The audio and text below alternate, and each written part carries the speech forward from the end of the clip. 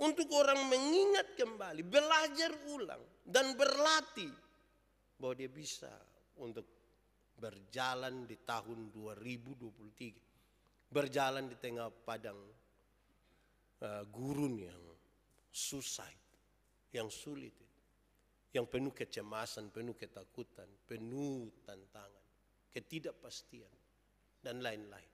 Belajarlah terus menerus. Dalam pelajaran dan latihan itu, kadang-kadang kita terluka, kadang-kadang kita jatuh, kadang-kadang kita merasa tidak aman, tidak enak. Tapi kita mesti belajar terus menerus. Pelajaran-pelajaran berharga itu kemudian akan menjadi emas, menjadi kekayaan, menjadi pengalaman yang luar biasa. Tuhan ingat kita, jangan sampai kita lupa Tuhan. Tuhan memberkati kita. Selamat tahun baru.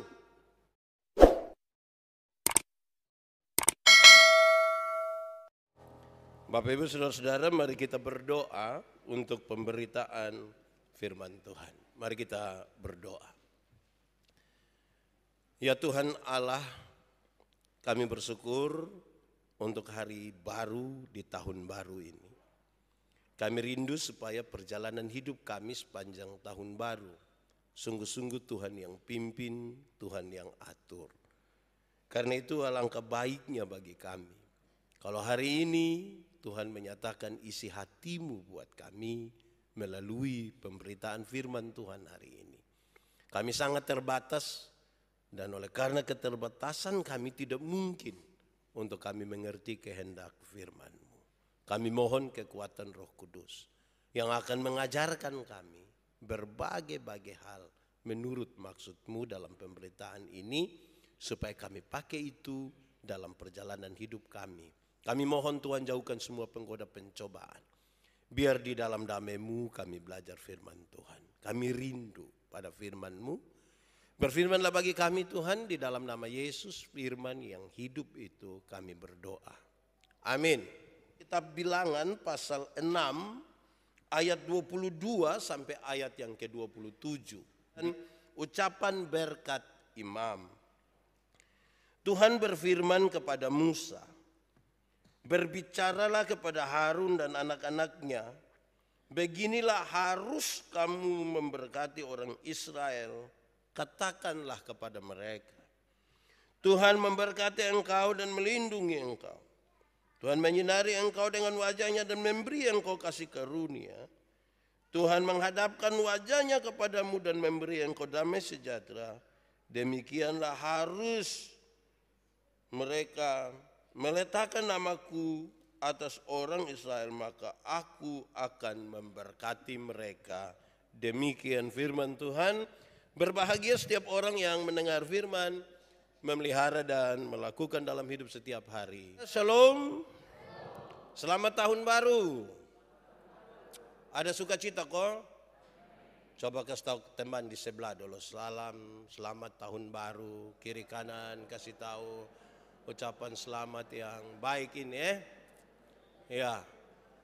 Saya harus bertanya ulang di manakah jemaat yang banyak-banyak tanggal 24 dan 31 malam itu. Sampai kita tinggal sedikit ini. Tapi kita optimis menjalani tahun baru ini. Amin.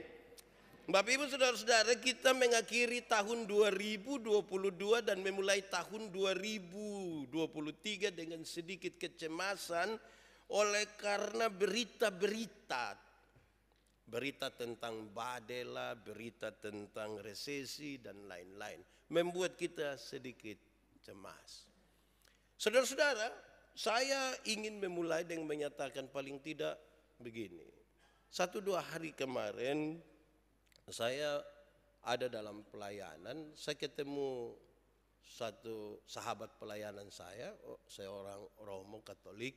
Dia berkisah dalam sebuah acara, dia khotbah, dia kasih tahu begini, ada bis jalan dari Atambua ke Kupang, sampai di Soe, ada nenek-nenek satu duduk di belakang sopir, dia kasih ini nenek ini kacang mete. Dia kasih 5 menit lah dia kasih. Jadi sopir main gila dan dia bilang, nenek pembaik leh, main beli, main kasih ini kacang mete terus nenek bilang begini, anaknya nenek sudah tidak ada gigi lagi. Kok nenek tidak ada gigi, nah siapa suruh beli ini kacang mete? Nenek bilang, tidak, nenek tidak beli kacang mete. Tadi nenek beli Silver Queen.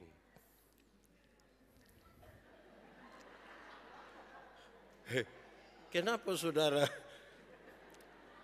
Jadi dia pun coklat itu nenek ada jilat-jilat sedikit. Tinggal dia pun kacang sayang nanti untuk anak dapat. Terus pesannya ringan, dia bilang begini, ternyata saudara-saudara tidak semua pemberian yang kita terima itu tulus. Tidak semua. Yang bisa berikan dengan tulus itu hanya Tuhan. Baik hidup, baik kesempatan, baik tahun baru. Hanya Tuhan saja yang berikan dengan tulus. Manusia ada banyak yang seperti itu nenek. Ya, kira-kira begitu. Itu pertama. Tapi yang kedua, saudara, beberapa hari yang lalu saya dibagikan satu renungan. Di dalamnya ada kisah ini. Di satu stasiun kereta ada seorang bapak, dia sudah parubaya, dengan seorang anak kecil perempuan anaknya. Waktu kereta datang, orang tua ini cepat-cepat naik kereta, langsung jalan. Nanti setelah kereta itu sudah jalan beberapa saat, baru dia sadar kalau dia lupa dia punya anak perempuan yang masih kecil. Dia rasa menyesal sekali. Dia berusaha untuk nanti kembali ke stasiun itu. Waktu dia sampai ke stasiun itu, ternyata anak itu sudah tidak ada. Dia sedih betul, dia kecewa dan dia menyalahkan dia punya diri berkali-kali. Tapi dalam semua itu, saudara, dia selalu ambil kesempatan untuk datang. Selalu saja kalau tidak ada waktu kerja, dia selalu memakai waktu-waktu itu untuk datang ke stasiun. Kalau dia dapat berjumpa dengan dia punya anak. Tapi dia tidak pernah ketemu. Lalu bagaimana dengan anak itu, saudara? Rupa-rupanya ini anak menaruh kebencian yang besar sekali kepada dia pembapa. Kenapa? Bagi anak ini dia pembapa secara sengaja telah meninggalkan dia di situ. Singkat cerita, saudara, ini anak besar. Dia menikah dengan satu orang kaya, dia menjadi sukses. Dan kebencian itu terus ada di dalam hatinya. Ada satu waktu dia berpikir untuk pergi kembali ke stasiun itu, mengenang satu masa yang sangat susah bagi dia, di mana orang yang mestinya mengasihi dia justru meninggalkan dia di situ. Dia pulang ke situ hanya ingin mengenang dan tidak ada yang lebih dari itu.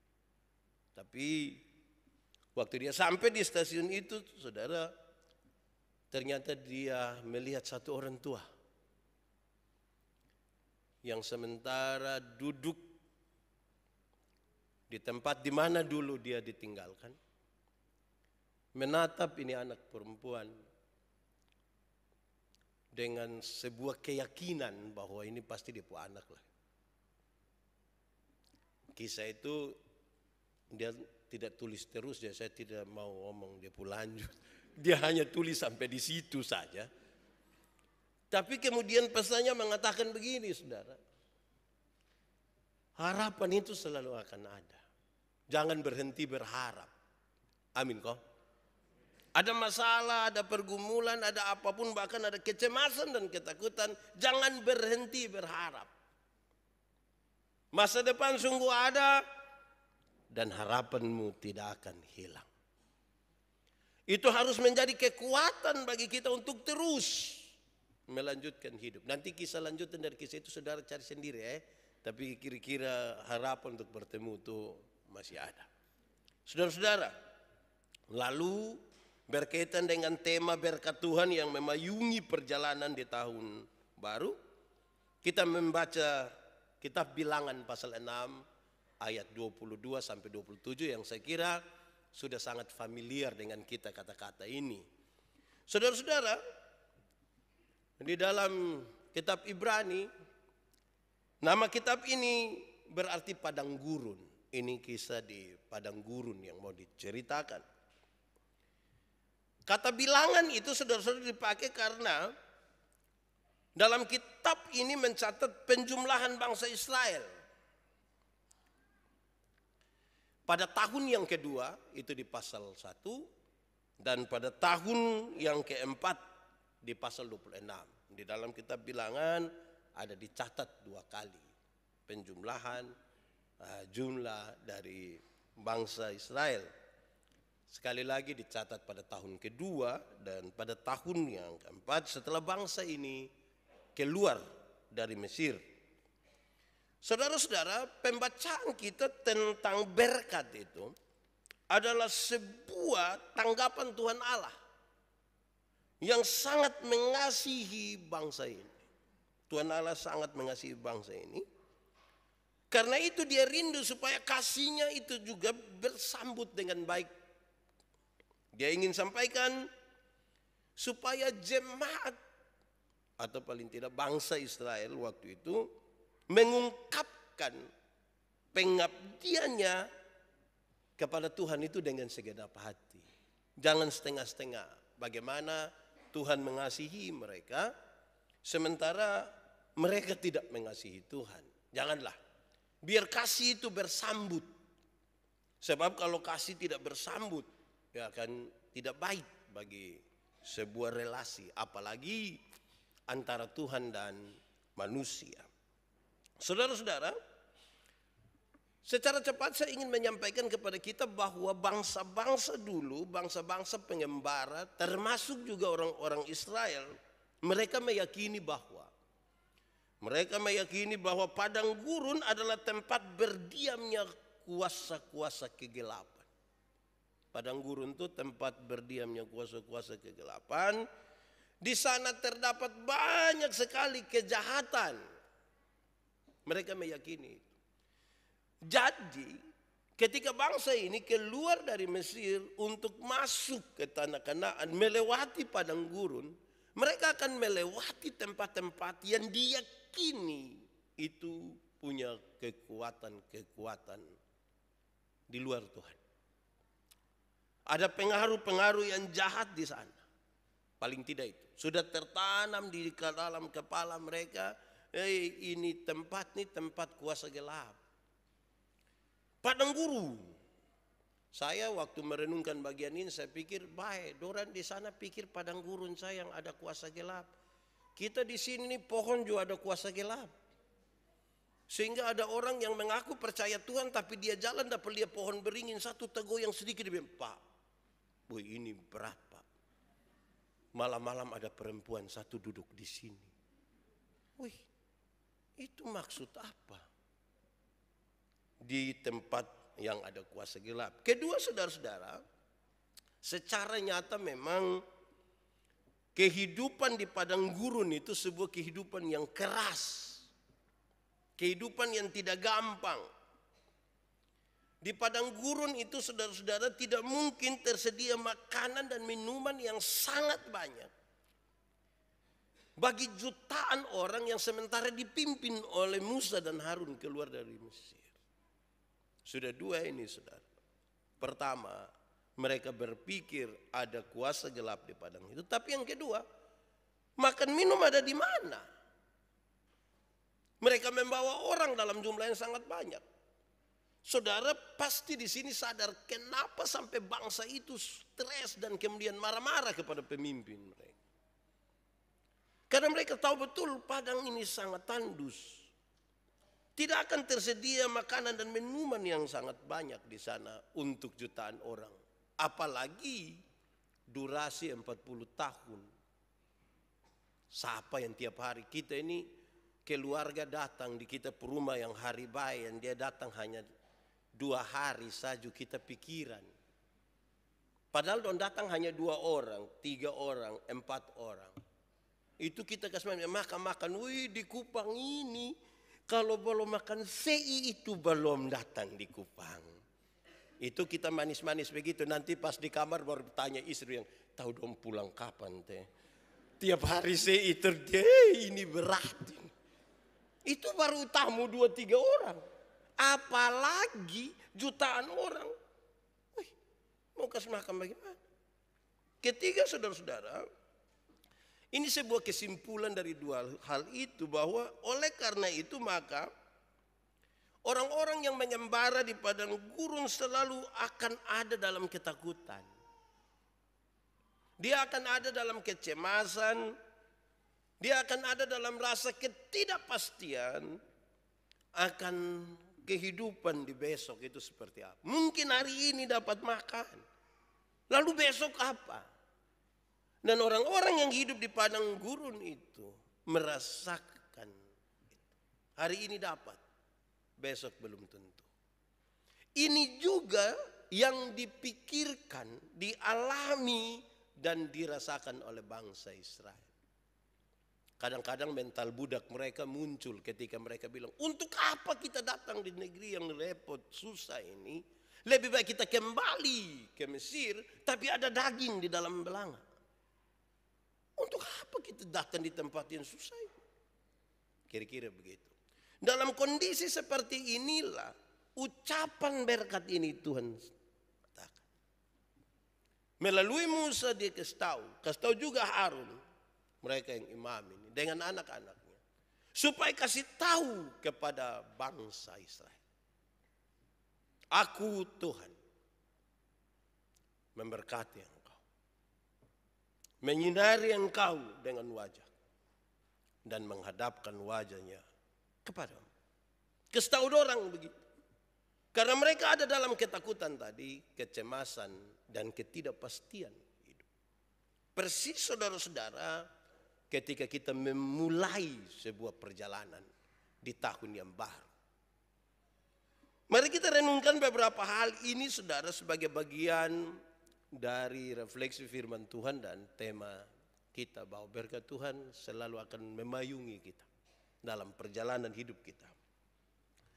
Pertama saudara-saudara, kata kunci dari ucapan bahagia itu, jadi saya akan menyebutkan kata-kata kuncinya untuk kita lihat bagaimana Tuhan menolong kita nanti dalam perjalanan 1 Januari, kalau kita sebut ini sebagai tahun 1 Januari menuju ke 31 Desember.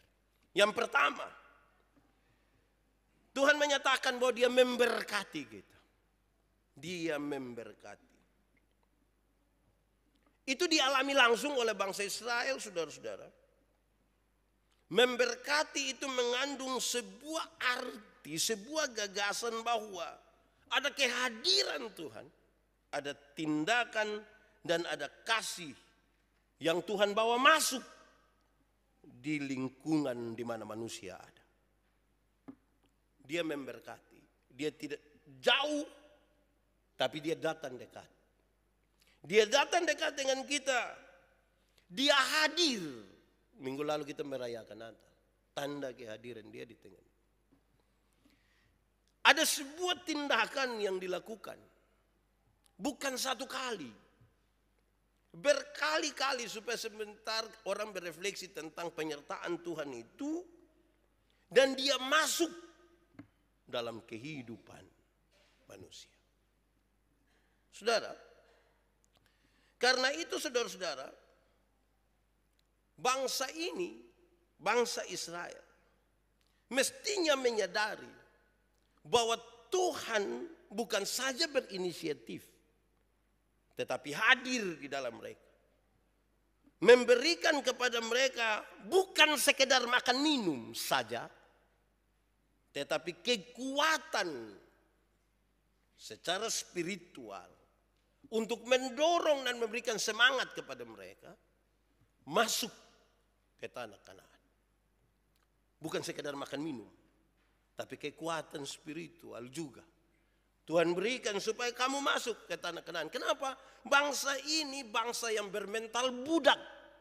430 tahun tinggal di Mesir sebagai budak. Ya mental mereka pasti mental budak. Orang mental budak itu tidak visioner, tidak berpikir ke masa depan. Mental budak, pikirkan tentang apa yang ada saja hari ini. Orang mental budak itu, ya kalau mandor jaga ya, dia kerja kerja ngeri. Kadang-kadang tambah makan puji sedikit. Nanti pas mandor pulang, dia bikin pengucapan syukur. Itu orang bermental budak. Nah karena itu saudara-saudara, ketika Tuhan bilang aku memberkati engkau, ini menjadi sesuatu yang penting sekali saudara-saudara. Kita lihat betapa Tuhan mengasihi bangsa ini. Lapar, Tuhan kasih makan. Haus, Tuhan kasih minum. Siang, Tuhan jadi tiang awan bagi mereka. Di padang yang tidak ada tempat berteduh.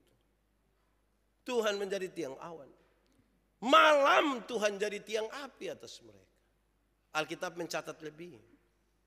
Pakaian mereka tidak ganti 40 tahun. Tidak rusak. Saya pikir kalau 40 tahun tidak ganti pakaian tidak rusak. Wih, memang kita punya ini berat. 3 hari kita rasa parah itu. Apalagi masuk 1 minggu dan seterusnya. Ini tidak rusak. Alkitab catat lebih. Bahkan berjalan di padang pasir itu saudara. Kasut mereka tidak rusak. Kasut mereka tidak rusak. Penyertaan Tuhan terlalu luar biasa. Mestinya secara material ketika mereka lihat itu keadaan. Ditambah lagi dengan dorongan spiritual itu. Karena mereka disuruh keluar itu untuk beribadah dulu. Dan kemudian melanjutkan perjalanan ke Israel. Ke Kanaan. Mestinya ini menjadi daya dorong. 40 tahun sepatu tidak rusak. Wih, saya duduk pikir-pikir, itu sepatu kulit macam apa? Bukan kayak kita punya. Kita ini tidak pi mana-mana, kaki pica-pica. Pica ini harus pakai hembody lah kasih. Ini dia jalan-jalan tidak rusak. Bukankah Tuhan telah menyatakan bahwa dia memberkati? Karena itu harus membangun rasa optimis bahwa memang ada berita-berita ini, itu. Tapi mari kita berjalan bersama dengan Tuhan. Supaya kita melihat bagaimana Tuhan memberkati kita. Karena itu demi nama Tuhan Yesus saya mau bilang pada saudara-saudara semua. Jangan takut berjalan di tahun 2023. Akan ada masalah, terjadi dan takut. Jalan saja. Iya toh. Kalau saudara tidak jalan juga mau apa coba? Mau mati. Mau tidak mau kita akan berjalan. Dan karena kita berjalan, kita harus jalan dalam rasa optimis. Karena Tuhan memberkati dan memberikan daya dorong bagi kita. Kedua, kata kunci yang kedua adalah melindungi. Pertama memberkati, kedua melindungi. Tuhan menjanjikan sesungguhnya pertolongan, perlindungan, penghiburan pada saat berbagai macam persoalan. Karena mereka berjumpa dengan banyak masalah. Peperangan. Mereka akan berjumpa di situ. Mereka akan berjumpa dengan badai padang pasir yang datang bisa kapan saja. Ular kobra, kalajengking, dan mungkin hal-hal lain yang mereka tidak duga yang mengancam kehidupan mereka. Tapi Tuhan berjanji, aku bukan saja memberkati engkau, tapi aku melindungi engkau. Dua kata yang kalau seandainya kita gabungkan saudara, Tuhan tidak berhenti pada saat dia memberkati saya dan saudara. Tidak berhenti di memberkati. Saudara mungkin jadi orang-orang yang diberkati hari ini. Tapi Tuhan tidak berhenti di situ. Dia berjanji melindungi saudara. Kenapa ini menjadi tekanan saya hari ini? Karena banyak orang yang diberkati oleh Tuhan tidak menaruh dia punya sandaran dan perlindungan kepada Tuhan. Ketika dia mulai punya kekuatan tertentu dari segi finansial atau lain sebagainya, kekuatan dia tidak taruh pada Tuhan. Nah itu gitu persoalan. Padahal dari segi janji Tuhan bilang, aku memberkati engkau, Tapi aku sekaligus melindungi engkau. Supaya kita sadar bahwa kita aman karena Tuhan. Itu harus menjadi kekuatan kita, saudara. Karena saya bayangkan, saudara, kita berjalan dalam kerapuhan kita. Saya pernah bilang pada saudara, saya dulu masih melayani di Alor. Itu tidak kunci pintu semuanya. Tidak kunci. Kalau orang masa mau dapat apa? Saya ada lemari 1, 2 pintu dari bambu. Kalau saya datang Kupang 3 hari, pulang waktu buka ada fufuk. Tahu fufuk? Yang itu, fufuk itu bahasa Indonesia baku apa ya? Ya pokoknya yang bambu kok dia jatuh-jatuh itu kayak bubuk itu, fufuk. Nah, saudara cari saja dia pun bahasa asli ya. Yang ikut di YouTube dan juga cari saja. Fufuk itu pertama, jadi waktu buka, ada fufuk. Kedua lebih luar biasa, ada toke di tangan. Dan saya pikir saya kunci buat apa? Saya pindah ke Sabu. Pintu luar tidak tutup. Tidak kunci, maksudnya tidak kunci, tutup tapi tidak kunci. Tapi pintu kamar kunci. Dari tidak kunci menjadi kunci 1. Saya pindah Piam Nuban Timur. Semua pintu kunci. Baik pintu kamar, baik pintu belakang, pintu tengah, pintu muka. Kunci. Saya pindah Pi Kupang. Kenapa saudara lihat saya? Itu pintu kamar, kunci pintu belakang, kunci pintu tengah, kunci pintu muka, kunci ada pagar, kunci pintu pagar. Tambah lagi, security jaga. Wih, saya bayangkan ada apa ini? So saudara berpikir sendirilah. Menurut saudara kenapa kunci kok tambah banyak? Di sini ada yang jalan piman mana bawa-bawa kunci. Ya karena kita mulai merasa ada yang dapat. Kita mulai dapat sesuatu. Ada berkat-berkat yang kita dapat. Ya toh? Harus mulai kunci-kunci sedikit. Woi, kenapa kunci? Itu nenek punya. Nenek yang kasih kita mesti jaga. Iya nenek kasih apa? Kacang mete. Nah. Mesti jaga tadi ya. Ya kira-kira begitu. Jadi Tuhan bukan saja memberkati kita. Tuhan melindungi kita. Refleksi kita itu lebih kepada apakah kita betul-betul mau menyandarkan harapan kita kepada Tuhan. Bahwa memang Tuhan yang melindungi saya. Saya percaya tangan Tuhan yang pegang. Aku tahu kan hari esok. Kan begitu. Saudara tahu lagu ini? Kalau tahu pulang baru menyanyi kita dengar khotbah dulu. Majelis dong siap. Habis ini dengan hamba Tuhan dong kita menyanyi dulu. Menyanyi satu lagu dulu di muka. Tanda kita optimis menjalani hidup di tahun 2023. Saudara kalau orang tidak merasa dilindungi, orang kalau tidak merasa diberkati itu hanya hidup dalam pengeluhan saja. Orang kalau mengeluh itu kadang-kadang tidak enak, kita sama-sama dan dia kok tiap hari dia hanya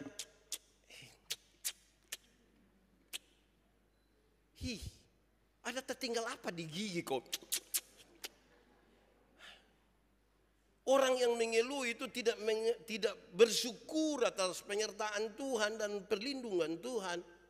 Itu dia datang di mana-mana itu dia hanya patah leher ketemu satu orang yang Bapak. Hidup ini terlalu susah. Lu mati sudah kalau memang sudah terlalu susah. Ada Tuhan memberkati kita. Tuhan melindungi kita. Tahun-tahun. Mari kita coba renungkan sedikit ke belakang. Ada tahun-tahun hari-hari hidup kita yang berat sekali. Seolah-olah kita ada pada titik buta. Seolah-olah kita ada pada titik nol. Pernah alami itu kan? Tapi kan saudara sudah sampai 1 Januari, berarti saudara melewati dia. Itu yang serius, saudara. Kalau tidak ini repot.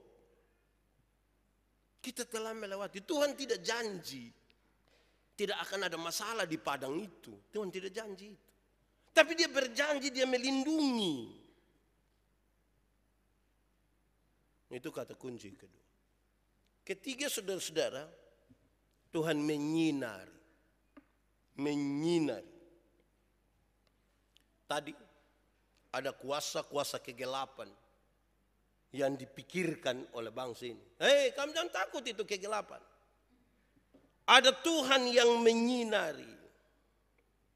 Ada Tuhan. Ada kebaikan hati Tuhan. Ada kehendak baik yang Tuhan mau kasih tahu. Kamu tidak usah takut. Ada kesuraman, ada kegelapan. Kadang-kadang kita seperti sudah buntu dan tidak melihat apa-apa lagi. Hei, jangan takut. Tuhan menyinari engkau. Itu refleksinya cukup panjang harusnya. Tapi saya coba potong untuk kita lihat begini. Kalau Tuhan memberi cahaya. Cahaya itu bukan saja terpancar dari Tuhan ke kita. Tapi kita juga mestinya memantulkan cahaya itu. Terang. Terang itu dibutuhkan untuk apa? Terang dibutuhkan untuk melihat jalan yang benar. Saya khotbah doa Bapa kami, saya kasih tahu. Ini doa pada waktu orang semua tidur. Hai, berabad-abad lamanya orang-orang timur di TTS suka bilang PKK. PKK itu artinya poe kalan-kalan, raba sembarang. Yang raba sembarang itu kan dia dalam gelap. Kalau orang dalam terang, dia melihat jalan yang benar. Dia akan melihat jalan benar. Supaya dia tidak meraba sembarang. Terang dibutuhkan sebagai tanda hati-hati. Tanda hati-hati. Saudara, kalau naik pesawat, kalau mau mendarat malam itu, saudara lihat di itu yang tower dong itu. Kan ada lampu merah kok, lampu apa kok. Ada yang mati hidup begini. Betul kok tidak? Di laut sana saudara berlayar, saudara lihat di pulau-pulau ada suara. Ini lampu dong pun tugas untuk apa? Kasta bilang, oi, jangan mendarat di atas ini tower. Kamu akan keluar di Metro TV nanti. Tanda hati-hati. Dia menyinari supaya kita melihat yang benar. Jangan merasa dapat sinar dari Tuhan. Tetapi kita tetap dalam kegelapan. Karena itu saudara-saudara, terang dibutuhkan itu. Siapakah di antara kamu yang membakar dia punya pelita lalu menaruhnya di bawah tempat tidur? Tidak, harus ditaruh di atas. Supaya terang itu, orang melihat terang itu dan mereka melihat jalan yang benar. Ini janji Tuhan. Keempat, menghadapkan wajahnya. Menghadapkan wajahnya. Kata ini kalimat kunci ini. Menghadapkan wajah. Jadi mulai dari memberkati, melindungi, menyinari. Sekarang menghadapkan wajahnya. Ini sesuatu yang menolong bangsa Israel dan kita semua untuk memahami bahwa Tuhan mungkin bisa berpaling dari kita.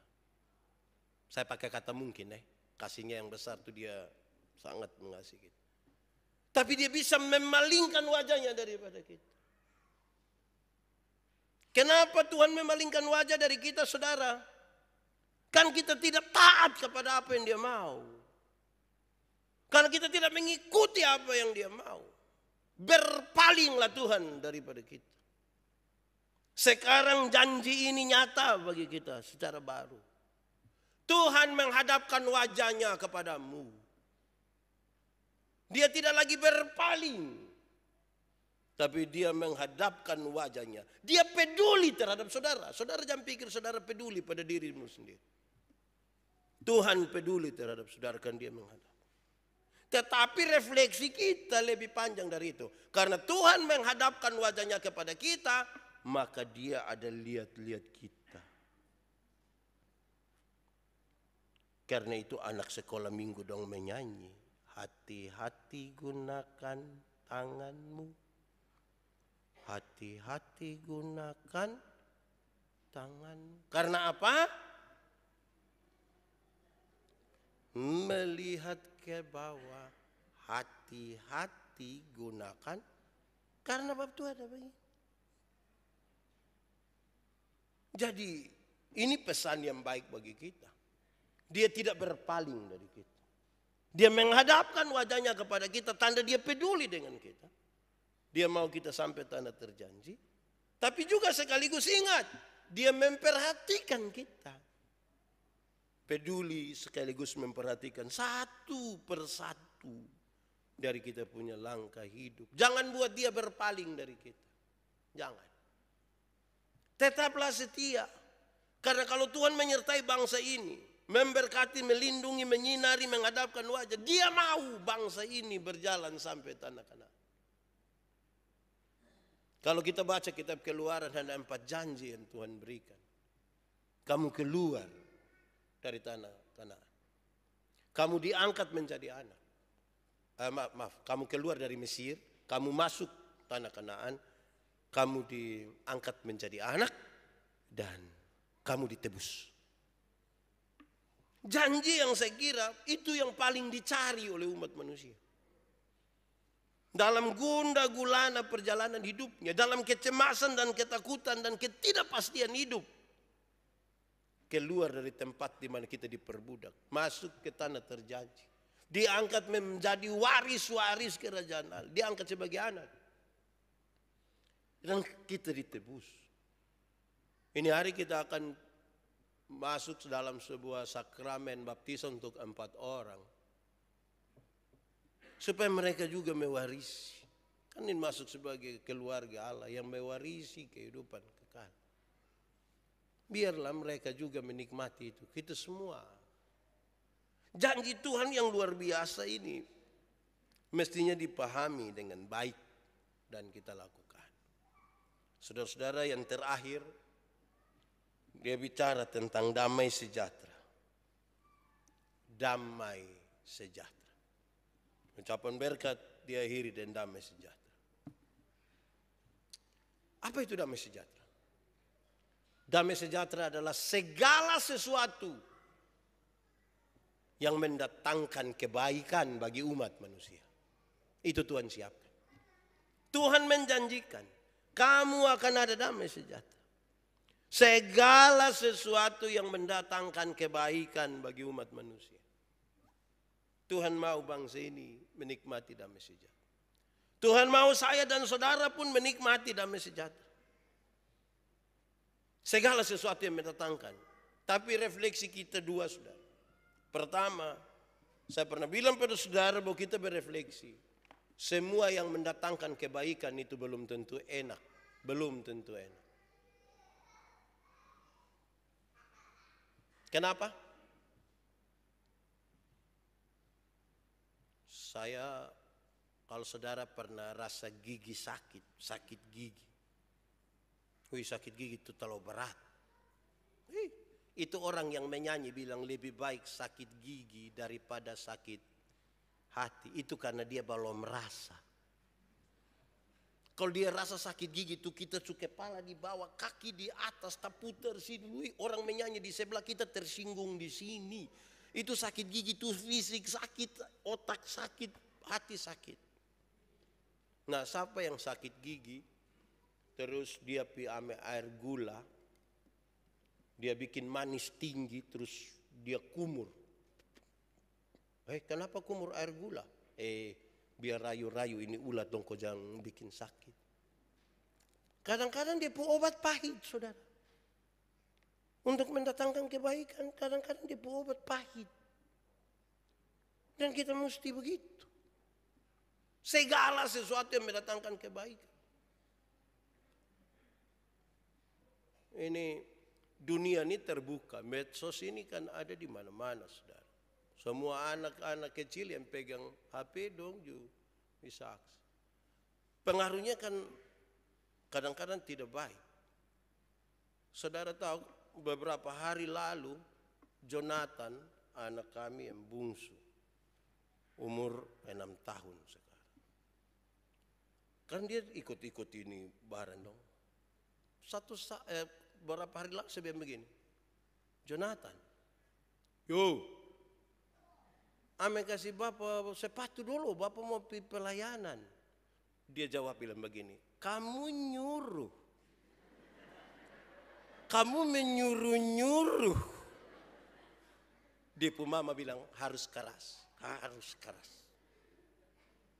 Wih, jangan sampai besok-besok waktu sakit mau mati baru kita bilang, obat kasih papa. Terus dia bilang, kamu nyuruh. Untuk mendatangkan kebaikan itu kadang-kadang mesti keras. Amin kok. Damai sejahtera itu segala sesuatu yang memungkinkan kita menjadi baik. Itu refleksi pertama. Jadi anak-anak dong, Joshua ada bilang kamu nanya, berhenti. Kita ada serius berdoa begitu tuh kayak macam kayak mau ceked orang itu. Jadi ya untuk datangkan yang baik-baik bagi orang yang mesti keras-keras sedikit. Ya. Damai sejahtera itu tidak selalu yang baik-baik saja. Karena itu refleksi yang kedua, saudara-saudara, segala sesuatu yang mendatangkan kebaikan yang Tuhan siapkan juga harus dibangun di atas belajar dan berlatih. Belajar, berlatih, belajar, berlatih. Saudara lihat perjalanan bangsa Israel, kehidupan bangsa Israel selanjutnya dia bilang, kamu lupa kalau aku. Semua ingat ulang. Belajar kembali. Kamu dulu siapa? Dan lain sebagainya. Untuk orang mengingat kembali, belajar ulang dan berlatih bahwa dia bisa untuk berjalan di tahun 2023. Berjalan di tengah padang gurun yang susah, yang sulit, yang penuh kecemasan, penuh ketakutan, penuh tantangan, ketidakpastian, dan lain-lain. Belajarlah terus menerus. Dalam pelajaran dan latihan itu, kadang-kadang kita terluka. Kadang-kadang kita jatuh. Kadang-kadang kita merasa tidak aman, tidak enak. Tapi kita mesti belajar terus menerus. Pelajaran-pelajaran berharga itu kemudian akan menjadi emas. Menjadi kekayaan. Menjadi pengalaman yang luar biasa. Dalam beberapa acara ulang tahun saya berkhotbah, saya bilang begini. Orang kalau makin jauh berjalan, makin banyak yang dilihat. Kalau makin banyak yang dilihat, makin banyak pengalaman. Kalau makin banyak pengalaman, makin banyak hal bisa dihasilkan. Kalau makin banyak hal bisa dihasilkan, makin banyak uang bisa didapat. Kalau makin banyak uang bisa didapat, makin banyak barang bisa dibeli. Kalau makin banyak barang bisa dibeli, maka makin kita diagung-agungkan oleh banyak orang. Makin diagung-agungkan oleh banyak orang, maka kita makin tinggi mengangkasa. Kalau kita makin tinggi mengangkasa, nah itu yang bahaya. Antara dua sah. Tidak hati-hati kita pergi ke yang tanpa udara, melayang, atau yang kedua bisa jatuh. Karena itu kesempatan belajar dalam penyertaan Tuhan, latihan-latihan dalam perjalanan bersama Tuhan, memungkinkan kita menemukan itu. Jauh berjalan, dapat pengalaman, menghasilkan banyak, menghasilkan uang, membeli banyak, mendapat puji-puji banyak orang, memungkinkan kita makin tinggi. Tapi jangan lupa, Tuhan memberkati engkau dan melindungi. Tuhan menyinari engkau dengan wajahnya. Tuhan menghadapkan wajahnya kepadamu. Jangan lupa itu. Supaya kita jangan lupa Tuhan.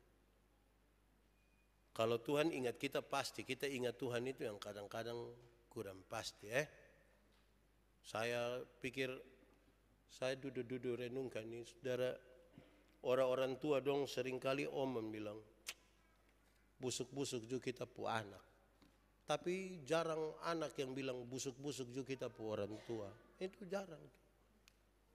Dong bisa terima kita, mah kita terima dong tuh repot. Nah sekarang Tuhan ingat kita, jangan sampai kita lupa Tuhan. Tuhan memberkati kita. Selamat tahun baru.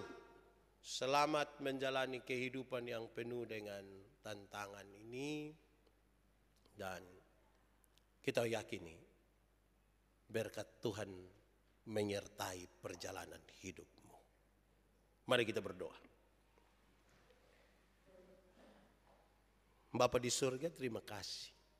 Kami mendapat kekuatan lagi untuk menjalani hidup di tahun 2023. Karena janji berkat-Mu yang luar biasa. Bukan soal-soal material saja. Tapi Tuhan menjanjikan banyak sekali buat kami. Biar firman-Mu akan bertumbuh dan berbuah dalam hidup kami. Biar firman-Mu menjadi pelita bagi kaki kami. Yang memungkinkan kami berjalan pada jalan yang benar. Terima kasih banyak Tuhan. Terpujilah nama-Mu. Di dalam nama Yesus kami berdoa. Amin.